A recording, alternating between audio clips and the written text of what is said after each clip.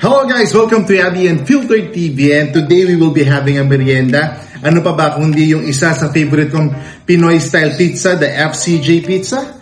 Okay, so gusto ko i-try itong creamy spinach nila, di ba? Maraming mga pizza house ngayon, as we call it, pizza parlor, na nag-o-offer ng creamy spinach pizza. So i-try naman natin itong creamy spinach pizza from FCJ. Yeah.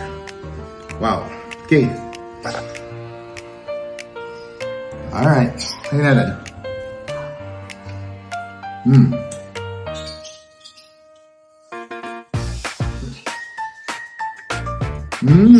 Oh, okay. They gave a generous amount ng spinach, so it adds to the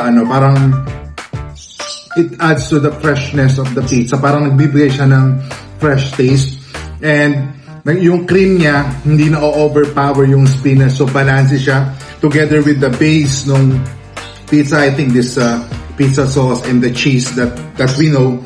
So tamang-tama yung balance niya. Pasok na pasok to sa panlasang Pinoy. And the dough, no?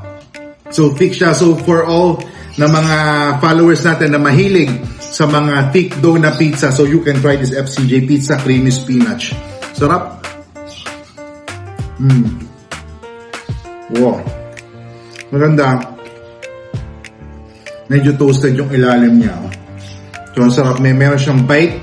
Tapos yung aroma to toasted bread. Masarap.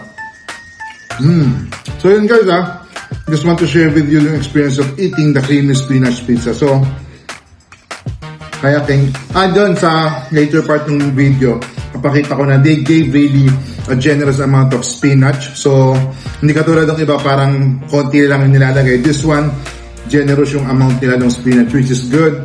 Kasi sabi ko nga, parang nagkakaroon ng fresh taste yung pizza, fresh herb. Wow. May pa flour pa yung ganito ng Valentine's, no? Wow. Well guys Pilito lang sa pag-support sa vlog natin, and as I always say, let us continue to support small and local businesses natin, okay? And tuloy-tuloy lang sa pag-support sa mga vlog natin, kasi dito, chill lang, kain lang, walang arte. Approve?